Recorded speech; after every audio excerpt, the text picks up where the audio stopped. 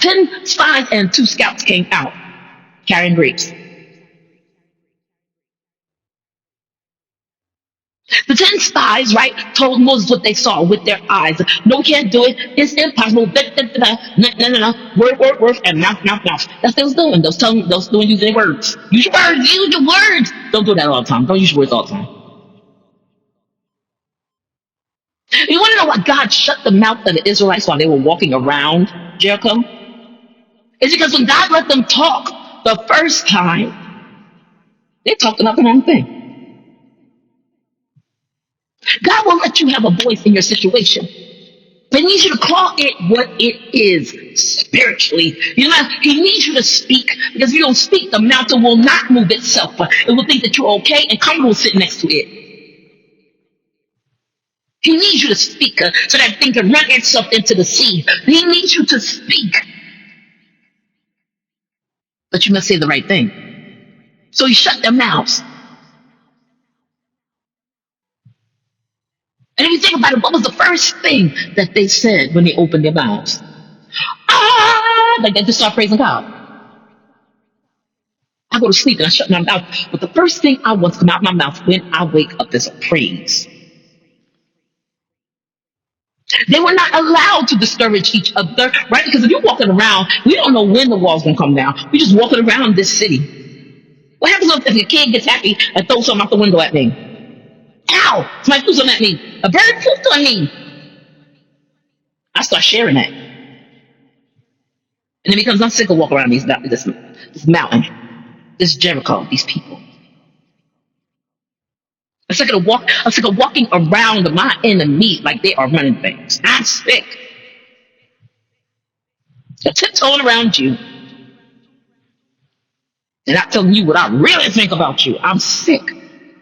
He had to shut their mouths, because the first time when the 12 scouts went in, 2 scouts, 10 spies came out. And if you read the word, I see it in my head.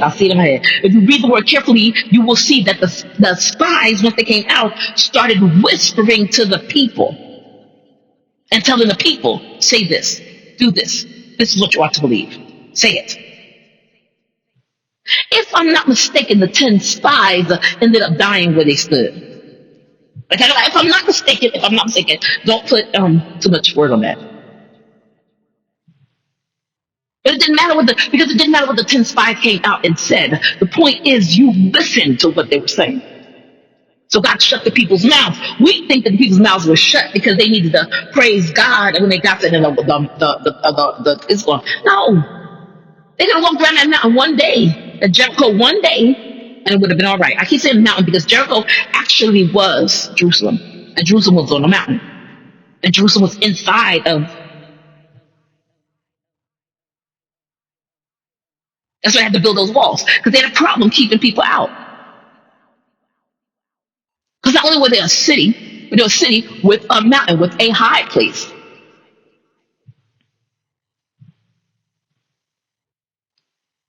Funny story. These people went and camped out and lived in and put walls around something that was not theirs.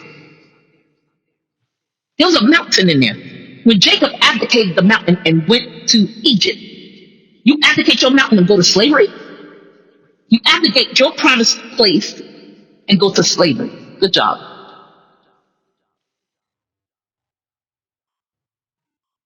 When Jacob abdicated, he left it empty. When you abdicate, what you are leaving is left wide open for the enemy and all of his cohorts to walk into. They don't want what you got. They just don't want you to have it when you abdicate.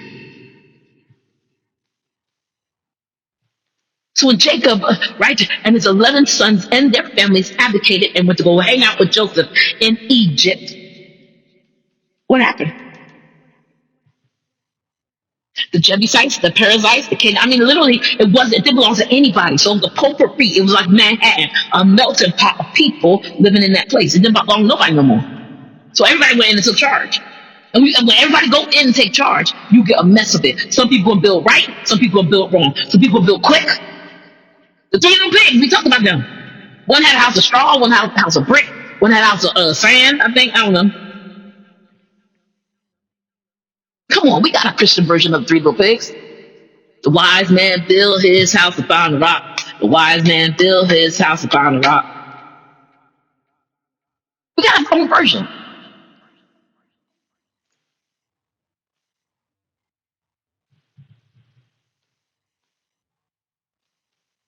But I love this story, right? Because when Jacob abdicated, you gave up your place. You are king of this place, right? He is a pharaoh. You are king of this place. You're gonna take everything you got and go sit and he said, bless the Bible says bless the Pharaoh. How you do that? I can't bless somebody evil. I'm looking at you like, you better get a certificate or something. Get a certificate. Get something. Something. Get something. I don't know. I can't bless you. You gotta go to God first to get saved first. And then when people speak over you will stick. I am afraid it's gonna be a Balaam and Balak situation. And even when I try to bless you, you're gonna end up walking in curses. I can't do it. I can't bless you. Because what is blessed is blessed. And what is cursed is cursed. I had to twist it. He tried to curse them and he could not. They were still blessed.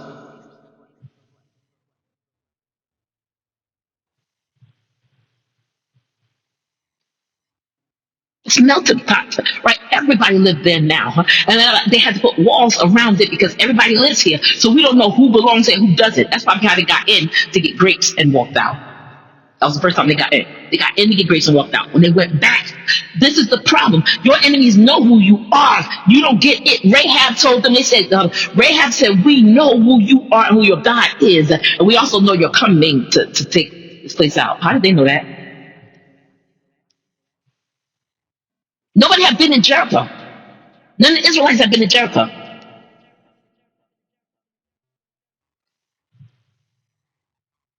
$40 ago, they were going to try. They didn't make it. They were going to try. They walked in, got some grapes, came out.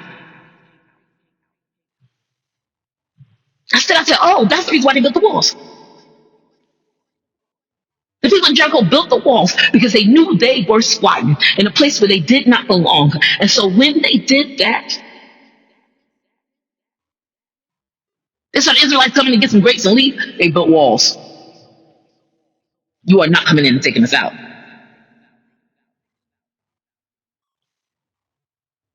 It's always going to be harder for you to go back and get what you left, what you abdicated. If you try and go back and get it, it will always take more this time to take hold of it. Why? Because the enemy has come in and he has taken hold of it and he has brought 7 new ones for you to deal with. You swept it clean, but now you got 7 new. And just because it's new doesn't mean it's good. The enemy don't want your stuff. He knows that God has you set up to go to that place so that you can fight better from it. The enemy does not want your stuff. He wants no. There's nothing that he wants more than you not having it. He does not want your stuff.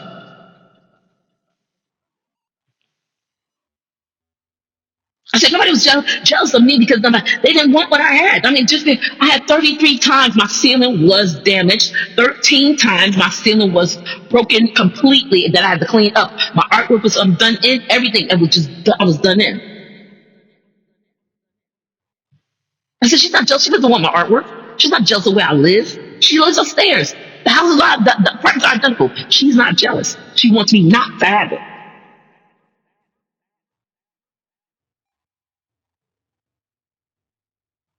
You have to still walk around and smile on your face because the enemy wants you not to have it.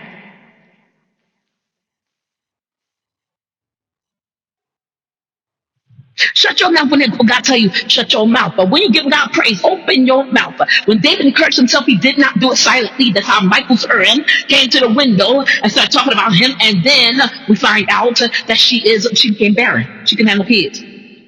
Because she ran her mouth.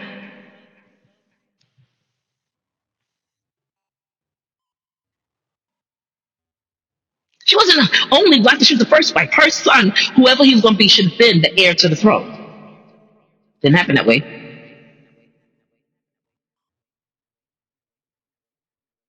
Because when she opened her mouth, she said the wrong thing. When those 10 spies opened up their mouth, they said the wrong thing, and then the people started spreading it. It's always easier to spread bad news than it is to spread good news. That's why the gospel has such a hard time getting through, right? In the mouths and the minds and the minds and the mouths of people, right? Because when you're spreading good news is a gospel is good news. You spread good news, so it's hard. Nobody wants to share something good.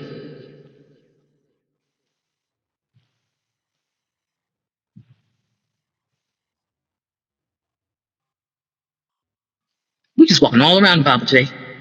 When Jacob went and abdicated his throne to go and find, he made it hard for the Israelites to get back in a place. He put the Israelites in a state of homelessness. He was walking towards Egypt thinking he was going to get his son. But him walking towards Egypt is not, and me walking towards Egypt and not let my son walk towards me means that none of my other sons have a place to live.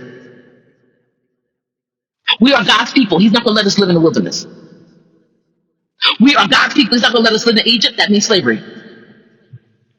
We are God's people. God gave us the promised land. But everybody knows when we get up and leave, whatever we leave is blessed. So they want it. People want your entrails. They want the stuff that's the gum on the bottom of your shoe. They want it because they know it's blessed. They don't realize that they can have the blessing too. But because you don't tell them how to get the blessing, you just beat them in the face with a sword. They walk away thirsty and they come back mad, and then they try to beat you down. And the thing is, they know the size of your sword because you beat them with it. You showed your weapons. So when they come back ready for you. I don't have to hit you. I got words to make you doubt. Because when I came into you to get some help, you sent me out.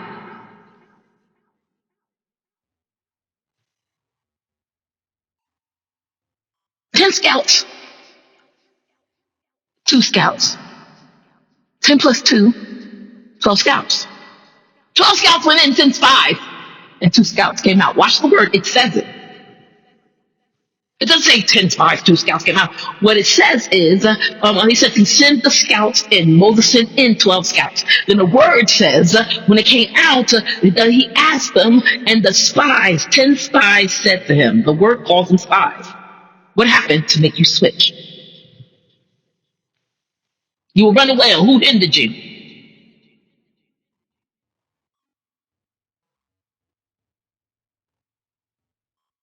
They got in there, saw giants. But what we know about the story is so funny to me. They went in and saw giants. We know that they had not put walls up yet.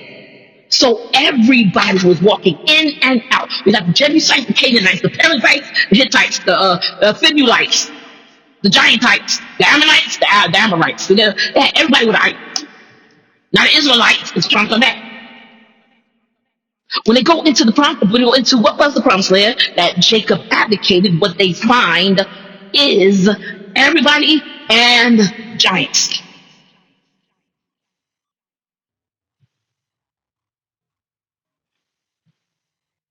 Your enemy never sees what you see when you look in the mirror.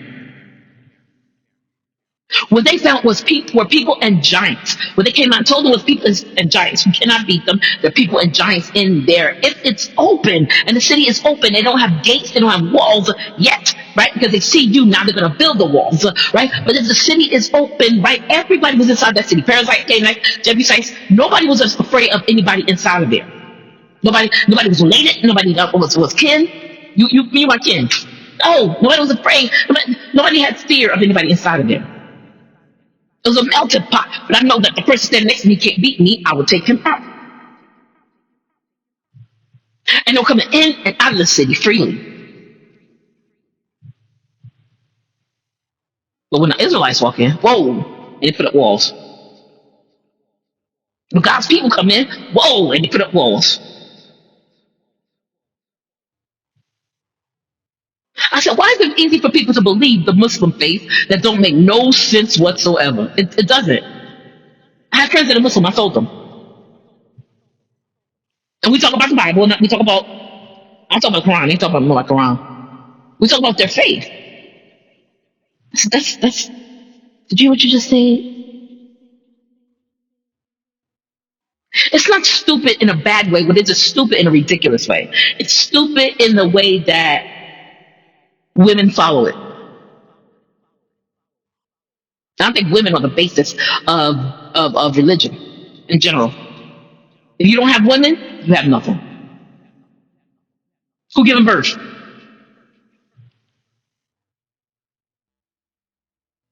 The women are the producers, right?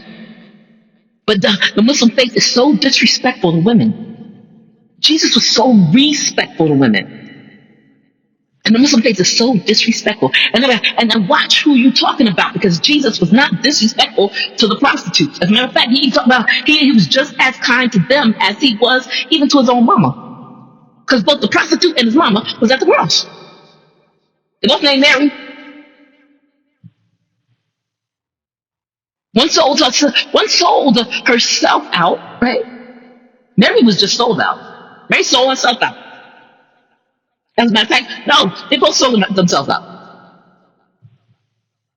Because Mary was trying to run Jesus' life and run his ministry by telling him, hey, make wine. For people that I just don't feel it was supposed to have wine. If you go through the Bible, there's these evident pictures. For example, why was there only 6 pots? He went and told the man, put water in these pots. Why were there only 6 pots?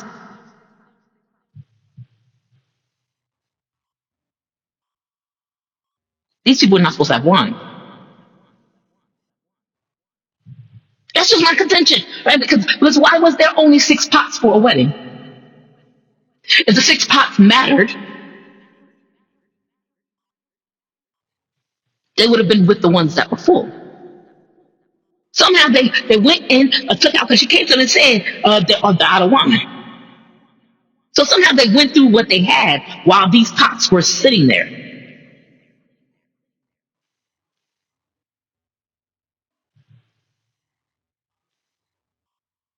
But Mary came to Jesus whining about wine when they needed living water.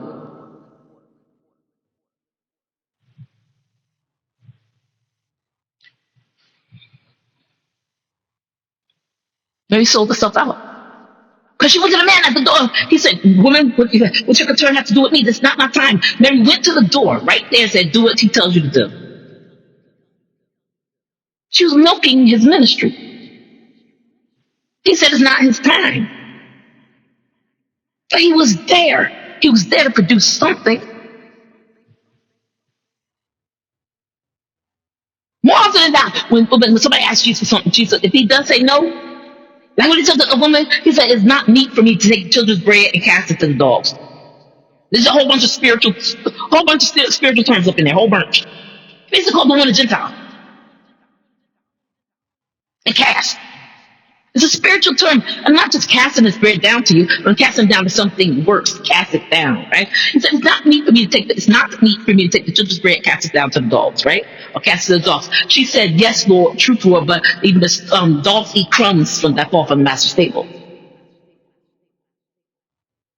He called Gentile. Example, cast it, does not meat for me to take the cast it, right? He said no to her. Well, how did she handle it?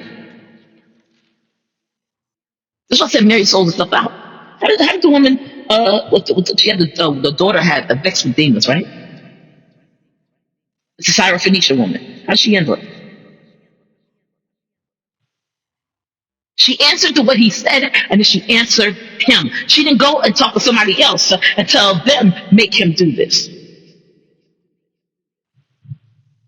Lord, hear my daughter. It is not meat for me to take the children's bread cast to the dogs.